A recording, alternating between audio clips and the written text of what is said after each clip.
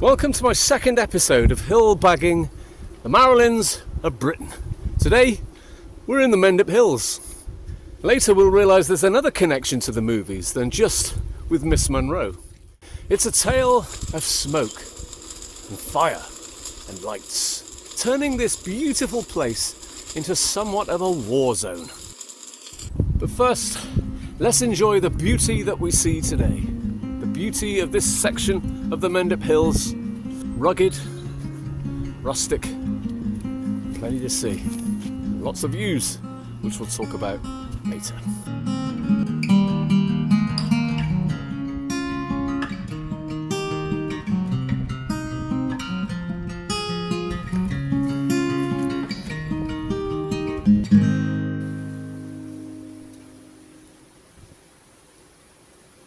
So I like looking in old newspapers to see if I can find any stories on the trails that I go on. Let me just look it up. St Gabriel's Old Boys Society. They took the train from Bristol Temple Meads to Cheddar Station on the Strawberry Line and walked up here.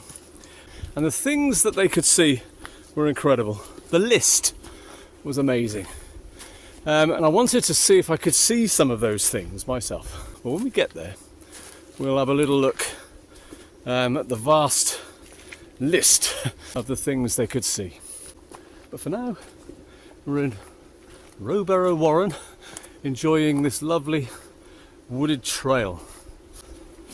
And when we get round the corner and we get out of the wood, I will proceed to Blackdown onto Beacon Batch, the highest point in the Mendips Hills. Here we are.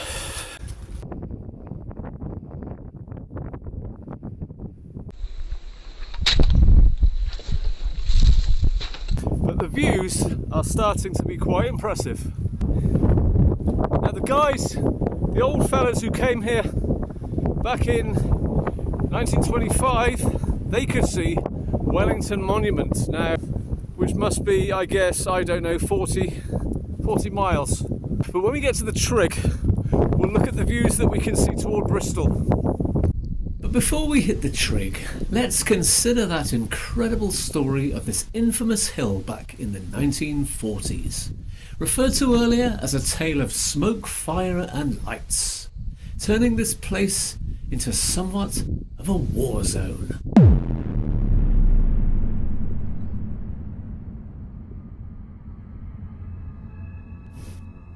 When Britain entered World War II, it had to think fast about home security. Cities, airfields and factories were all sitting ducks to aerial attacks. So almost immediately, retired Maverick Army officer Colonel John Fisher Turner was appointed by the Air Ministry to lead a top-secret operation to design and build decoy sites in strategically selected locations. In his assignment at the beginning of the war, Turner ingeniously set up his HQ at Shepperton Studios and had movie set designers and builders make wooden planes for dummy airfields. Then, after the bombing of Coventry, attention was switched to cities. As Bristol had already been hit, plans were speedily drawn and work began here preparing Blackdown into a replica of the central Bristol railway system in readiness for any further attacks. All the needed props began to be hauled up here and laid out to scale, with glow boxes powered by generators to look like street lights, and dim red lights to resemble activities of the stoking of steam locomotives. Bales of hay were stored so at a moment's notice they could be soaked with creosote and lit to have the appearance of exploded incendiary bombs, as were drums of oil prepped and ready to be set alight, looking like a fresh raid, to trick enemy planes to divert their course and add their bombs to the bogus site. But sadly, all efforts to divert attention to the real Bristol failed here at Blackdown, and it was due in the main to the relative ease of following the course of the Bristol Channel by moonlight, then bear right up to the wide mouth of the Avon River, follow its serpentine course straight to their target, where several times the Luftwaffe devastated the city and won this Battle of Bristol. However, much later in the war, Colonel Turner's department at the time of D-Day contributed significantly to its victory. Hundreds of tanks, gliders and lorries were spotted in East Anglia by the Luftwaffe, all of which were Turner's dummies. Enemy army divisions were assembled in the Calais area, believing this to be the real invasion. But it was only when the Allies landed in Normandy that the spoof was discovered. Then it was too late, and Colonel John Fisher Turner had the last laugh.